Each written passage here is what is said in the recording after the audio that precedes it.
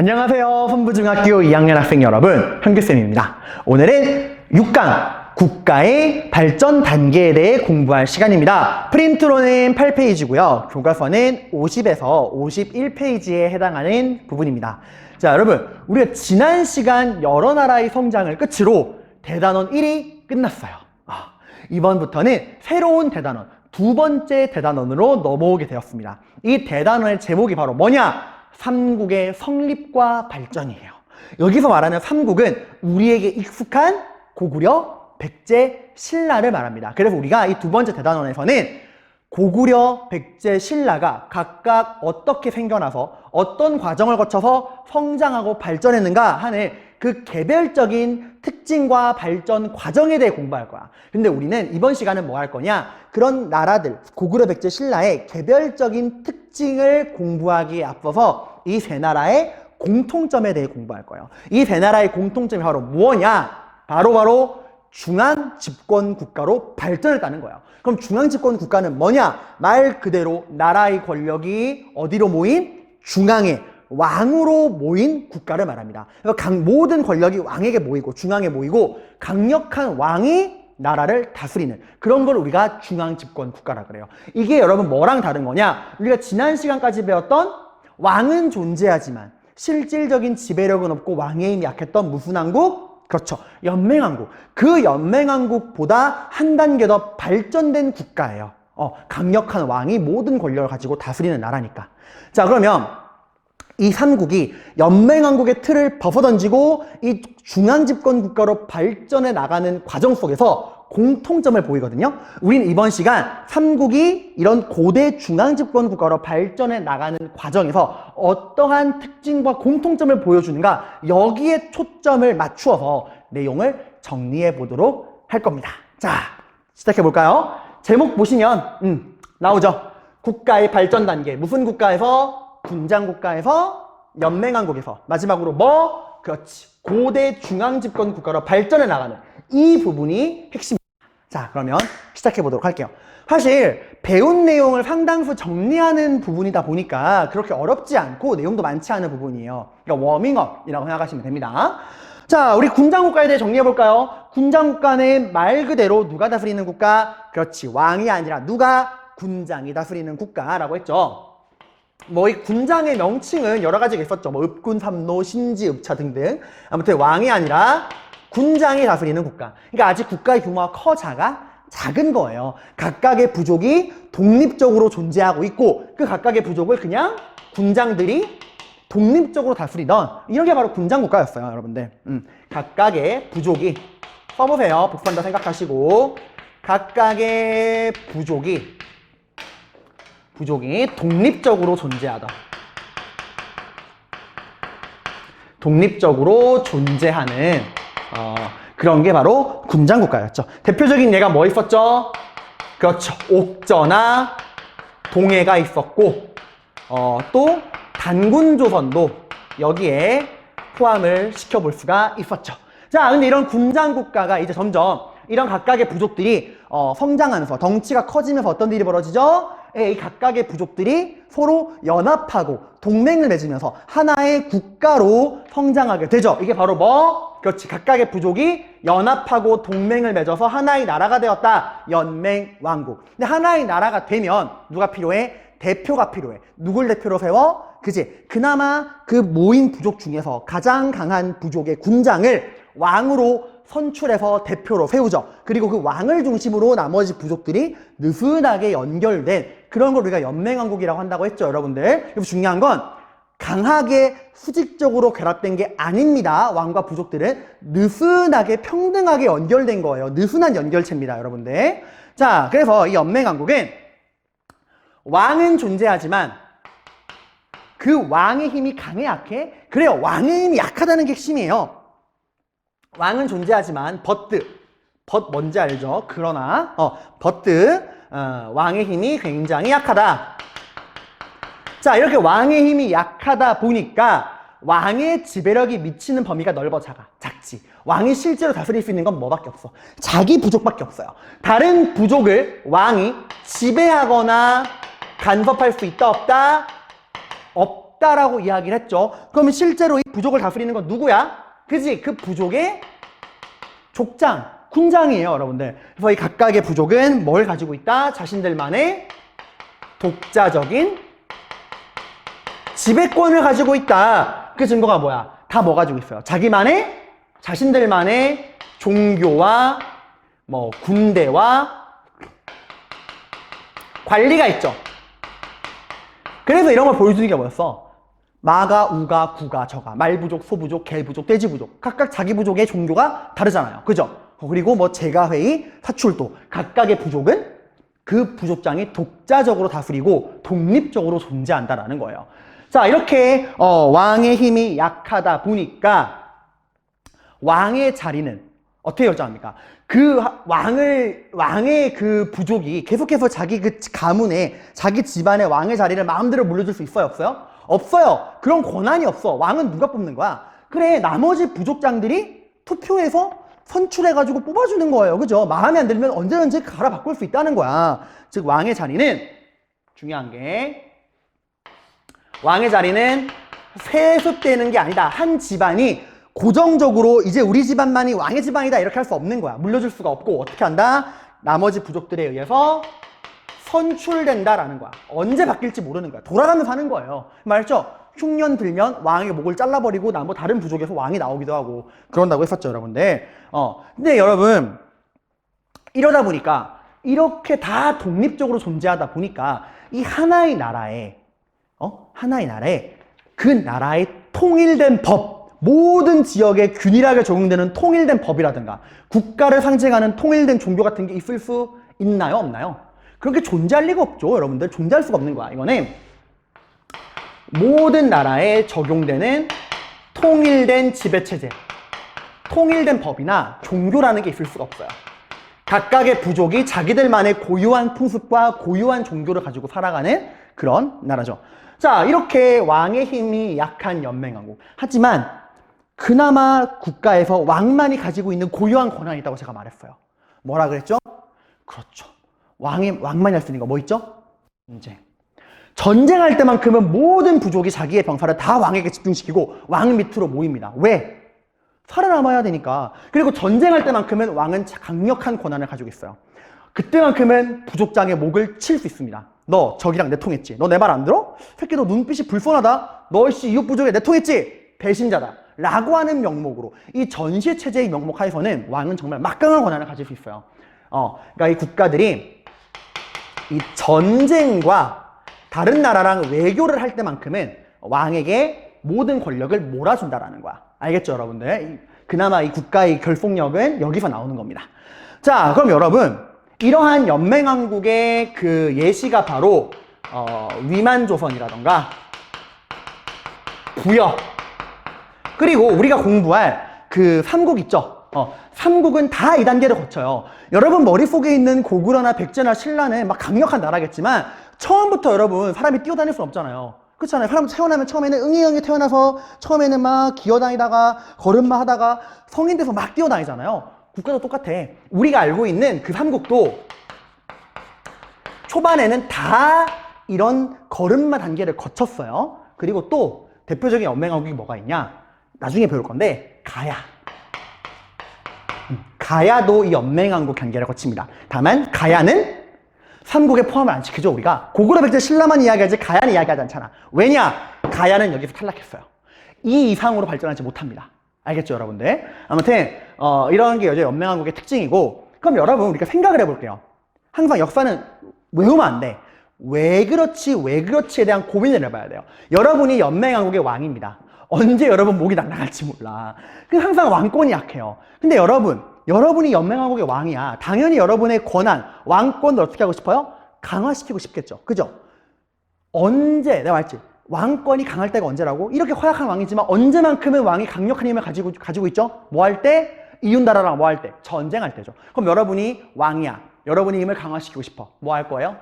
그죠? 여러분의 힘이 강해지는 전쟁을 하게 됩니다. 왕은 자기 힘을 강화시키기 위해서라도 이웃나라랑 뭘 할까요? 전쟁을 하게 돼요. 자, 우리 이제부터 이 연맹왕국이 강력한 중앙집권 국가로 성장하는 과정, 즉 누구의 힘이 강해지는 과정? 왕의 힘이 성장하는 과정. 왕이 부족장들을 찍어 누르고 나라의 강력한 지배자가 되는 과정을 공부하는 거예요. 알겠죠? 여러분이 왕이 됐다 생각해봐. 내가 왕이라면 어떻게 나의 힘을 강화시킬 것인가? 감정이입해서 설명을 들어보세요. 알겠죠? 자, 일단 말했죠. 뭐 한다? 뭐 하면 된다? 그렇지. 모든 시작은 전쟁입니다.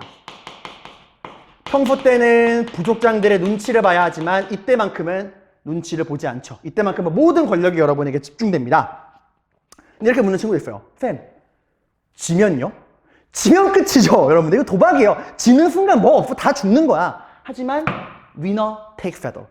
이기는 순간 모든 걸 가지는 게 전쟁이죠. 전쟁은 도박이에요. 나라의 운명을 하는 도박. 이기면 다 가지고 지는 순간 패망하는 거예요. 아무튼 이 전쟁을 하는 과정에서 이제 그 부족의 군사력을 하나로 모으고 그 전쟁에서 이겼다는 걸 가정하는 거야. 이기면 어떤 게 다가오죠? 일단 이웃나라에 뭘 가져와요? 이웃나라의 땅이 내게 되잖아. 내가 다스리는 영토가 어떻게 돼? 훨씬 넓어지죠? 영토가 늘어납니다. 땅만 늘어납니까? 그 땅에 살고 있는 사람도 뭐가 되는 거야? 나의 백성이 되는 거죠. 그죠? 영토도 넓어지고 전쟁에 이겼을 때 그 나라에 살고 있는 사람들도 내게 되는 거야. 백성들도 늘어나게 되겠죠. 자, 영토와 백성이 늘면 어떤 게 좋을까요? 그죠? 당연한 얘기죠. 뭘 많이 거둘 수 있죠? 훨씬 더 넓은 땅에서 더 많은 사람들로부터 뭘 거둘 수 있어? 세금을 왕창 거둘 수 있죠. 그죠? 경제력이 엄청나게 늘어나는 거예요. 그리고 이 백성들한테 창칼을 쥐어주고 훈련시키면 얘들이 뭐가 되는 거야? 그래, 나의 군대가 되는 거예요. 그죠? 경제력도 늘어나지만 결국 이게 뭐야?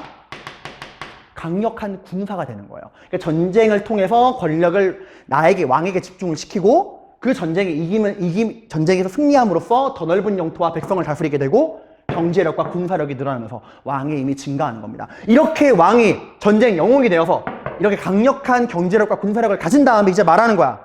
야, 부족장들 모여봐.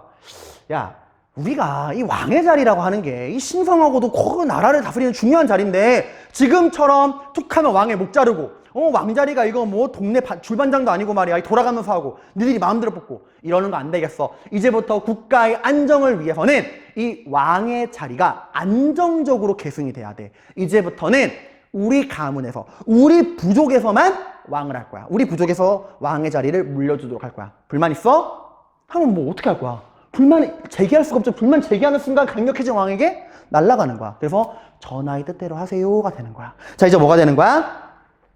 왕위를 이전처럼 돌아가면서 부족장들이 뽑는 시스템이 아니라 어떻게 한다고요? 특정한 가문에서 왕위를 독점하게 된다고요. 그 왕의 부족, 왕의 가문에서 왕위를 독점한다고요. 이게 바로 뭐야? 왕위를 세습한다는 거예요. 세습. 고정적으로 물려준다는 거야. 근데 얘들아, 처음부터 우리가 흔히 왕위를 물려준다 그러면 어떻게 생각해요? 왕이 죽으면 그 다음 왕은 누가 된다 생각해? 그 왕의 아들이라 생각하죠? 근데 그 처음부터 그러진 않아. 처음에는 그 가문에서 독점하는 게 중요하다 보니까 바로 왕의 아들에게 물려주지 못해. 처음에는 우리 가문에서, 우리 핏줄에서 형제들끼리 돌아갑니다. 그러니까 형이 왕이야. 그러면 형이 죽으면 그 형의 아들이 아니라 그 형의 능력 있는 동생한테 물려줘요. 왜? 언제 이웃 부족장들이 치고 들어올지 모르니까 아들이 아니라 그 자기 가문에서 능력 있는 형제끼리 돌아가면서 하는 거야. 언제 역습을 당할지 모르니까. 근데 왕의 힘이 더 강해지고 이젠 정말 다른 부족장들의 역습을 걱정할 필요가 없어. 그러면 여러분 당연히 왕의 입장에서는 내 동생보다는 그죠? 내 피부치, 내 아들에게 물려주고 싶죠. 그래서 이게 좀 더 발전하면은 좀 더 왕의 힘이 강해지면 말하는 거야. 이제 우리 가문도 아니야. 이 가문에서도 돌아가는 거 마음에 안 들어.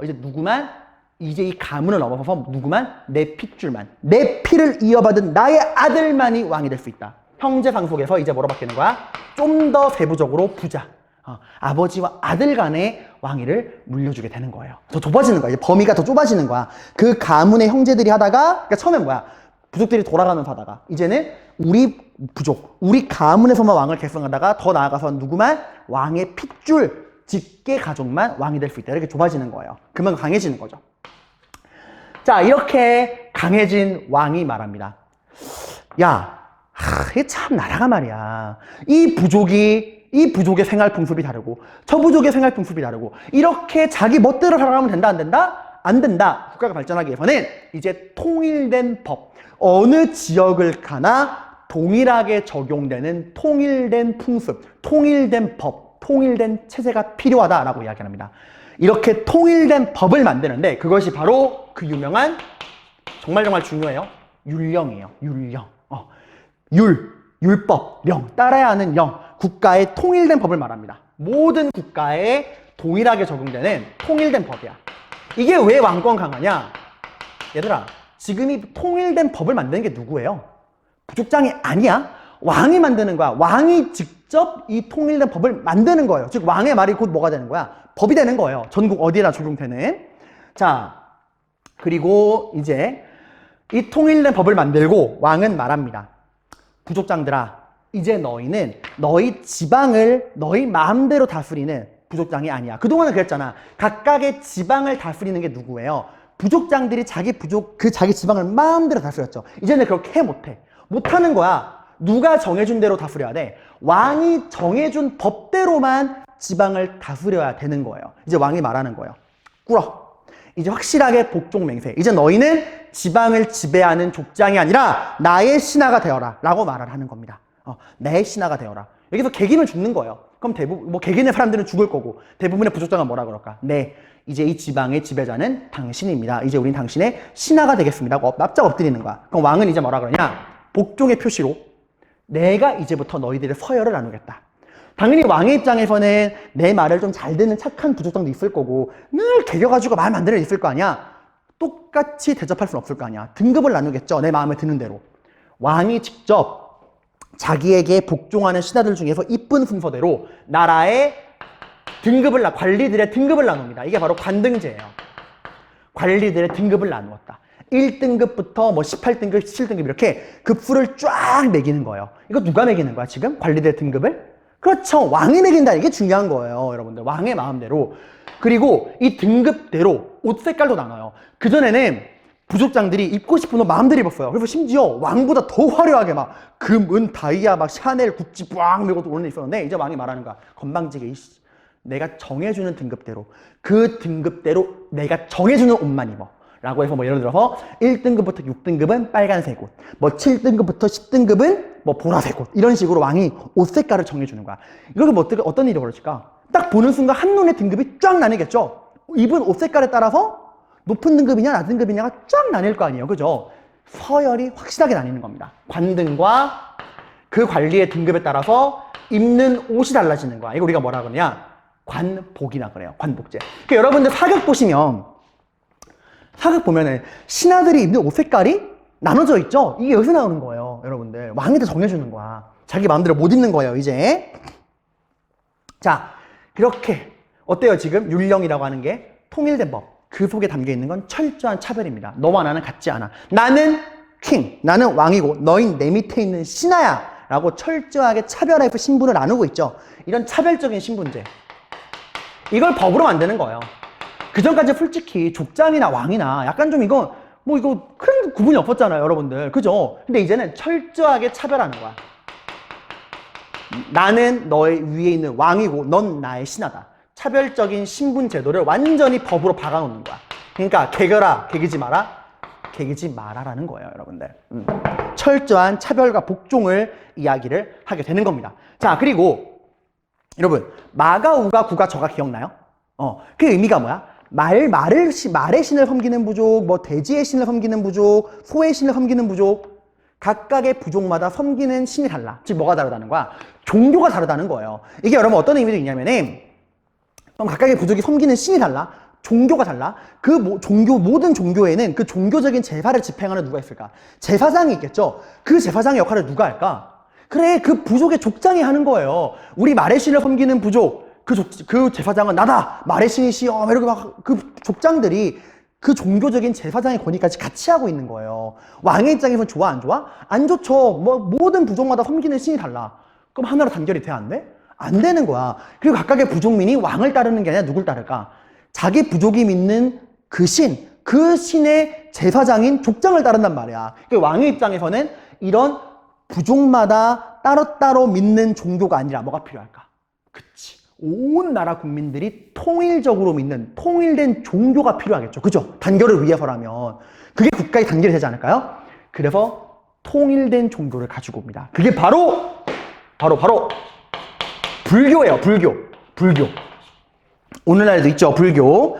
불교라고 하는 걸 가지고 옵니다. 이 불교는 바로 율령이 통일된 법이라면 불교는 뭐야?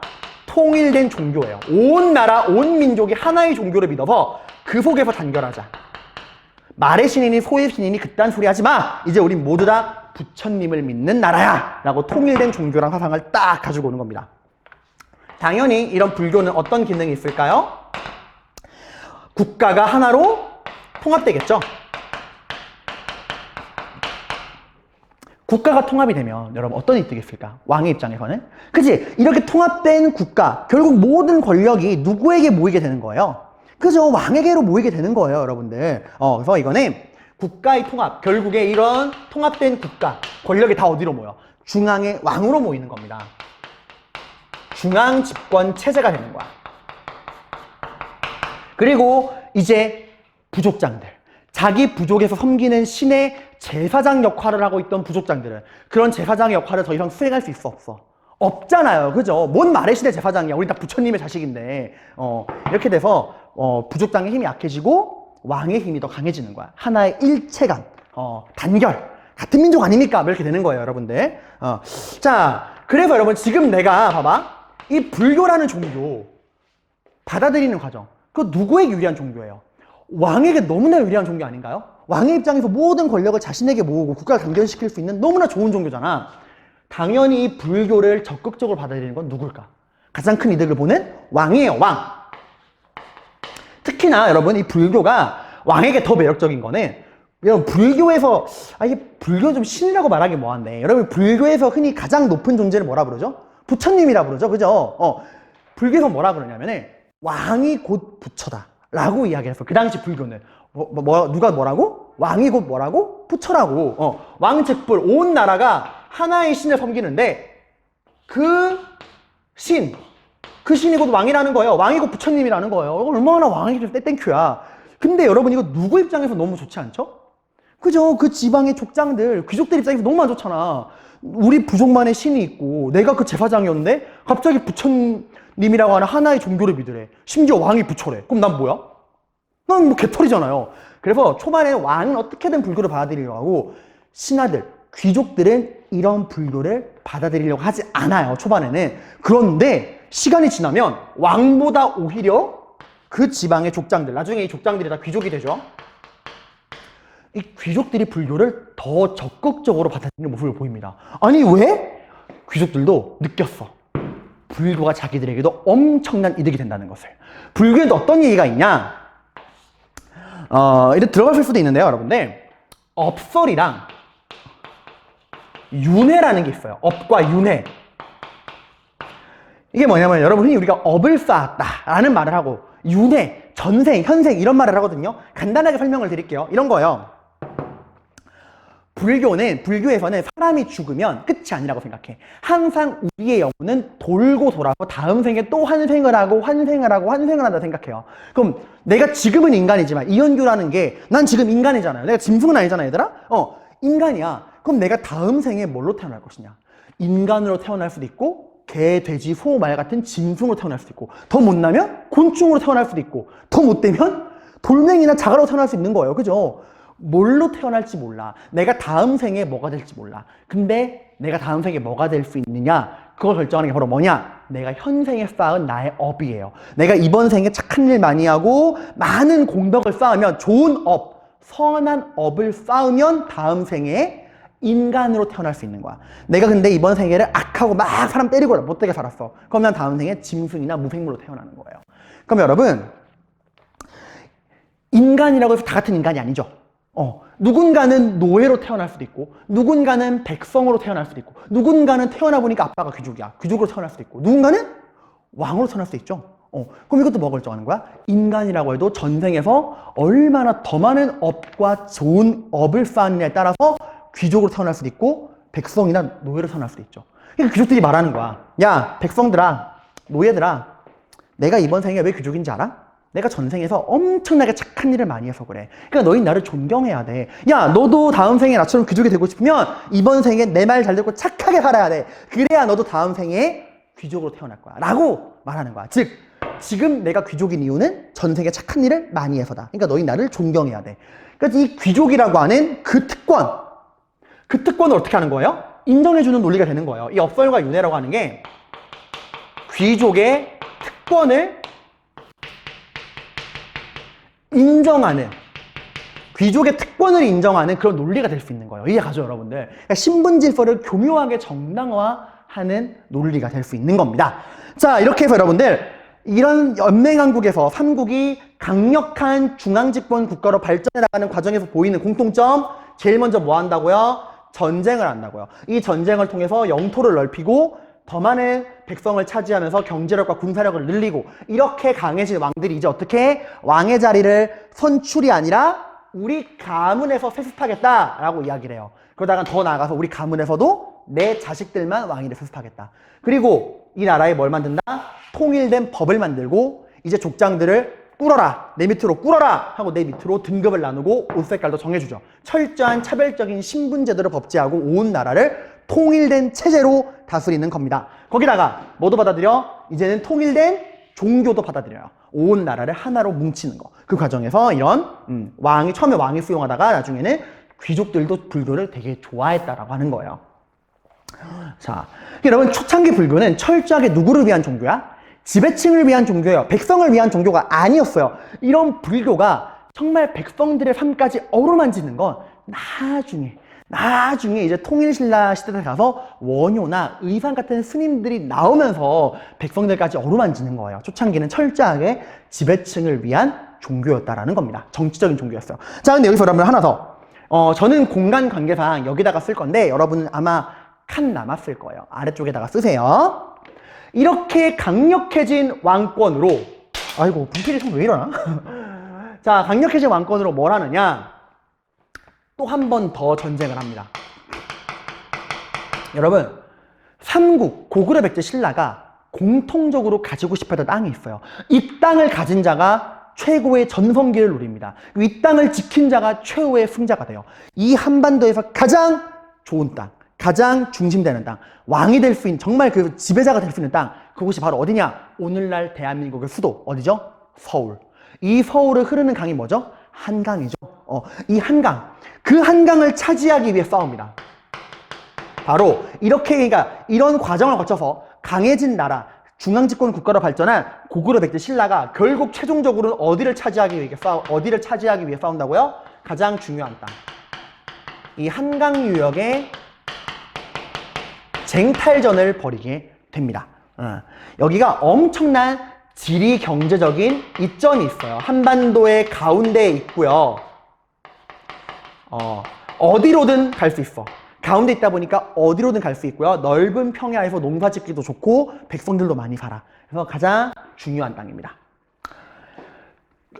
그래서 이런 식으로 발전한다라는 거예요. 자, 그래서 이런 고대 중앙집권 국가 그림이 다르죠? 연맹왕국이랑 달라. 이제 이 강력한 왕이 부족장들을 자기 신하로 거느리는 게 중앙집권 국가입니다. 이제 족장은 지방에서 거들먹거릴 수 있어, 없어? 없잖아. 지방의 지배권을 왕에게 뺏겼잖아. 이제 지방은 누가 다스려? 족장이 마음대로 못 다스려. 누가 다스려? 왕이 지방을 다스리죠. 그럼 족장은 뭐 해? 지방에 있어봤자 할 거 없죠. 그럼 어디로 와야 돼? 왕 옆으로 와서 전하해야겠죠. 그죠? 그래서 족장들이 중앙에 올라와서 뭐가 되는 거야? 왕의 신하인 귀족이 되는 거야. 이제 족장회의가 뭐로 바뀌는 거야? 귀족회의가 되는 거야. 이렇게 강력한 왕권을 강화에 성공한 나라가 누구다? 고구려, 백제, 신라라는 거예요. 그래서 우리가 삼국이라고 하는 거예요. 알겠죠, 여러분? 네. 자, 여러분, 그럼 우리 이제 이 국가 발전 단계에서 연맹왕국에서 고대 중앙집권 국가로 발전해 나가는 그 핵심적인 공식 4가지를 한번 정리해 보도록 할게요. 프린트 왼쪽 아래에 별표 치고 제가 연맹왕국 vs 고대국가라고 하는 표 만들어 놓고 고대국가 4가지 공식이라고 적어놨죠? 그 부분을 한번 우리 채워보는 겁니다. 자, 연맹왕국에서는 왕위를 어떻게 했죠? 부족장들이 선출했죠? 근데 고대국가에서는 어떻게 한다고요? 더 이상 왕위는 선출하지 않아. 어떻게 해요? 왕이 세습이었죠. 자, 그 다음에 연맹왕국에서는 국가에 동일하게 적용되는 통일된 법이라는 게 존재하지 않았죠. 근데 이제 고대국가에서는 통일된 법이 나옵니다. 바로 뭐? 그렇죠. 왕이 통일된 법인 율령이라는 거를 만들어서 반포하죠. 자, 그리고 연맹왕국에서는 국가의 통일된 종교라는 게 없어요. 각 부족마다 믿는 신이 달라. 단결이 안 돼. 근데 이제 어떻게 하죠? 고대 국가에서는 하나의 통일된 종교가 나오죠. 그게 바로 뭐? 불교. 불교를 수용했다. 그래서 영토가 더 커진다라는 거예요. 그리고 이렇게 강력해진 고대 중앙집권 국가로 발전한 고구려, 백제, 신라가 결국 최종적으로 어딜 놓고 싸우죠? 가장 중요한 땅. 어디? 그렇지. 한강. 이 서울, 한강 유역을 차지하기 위해 싸우고 이 한강을 차지한 나라가 전성기를 누립니다. 나중에 배울 거지만 순서대로 4세기에는 백제가 한강을 차지해서 전성기를 누리다가요. 누구에게 뺏겨요? 5세기 때 고구려에게 뺏깁니다. 그러다가 이 고구려도 나중에 누구한테 뺏겨? 6세기 때 신라에게 뺏겨요. 신라는 누구에게도 뺏기지 않아요. 끝까지 한강을 지킵니다. 그 결과 삼국을 통일한 건 누구죠? 네, 신라가 되는 거예요. 자, 여러분, 우리 이번 시간 여기까지 공부할 거고요. 고생 많으셨습니다. 복습 철저하게 하시고 다음 시간에 뵙도록 하겠습니다.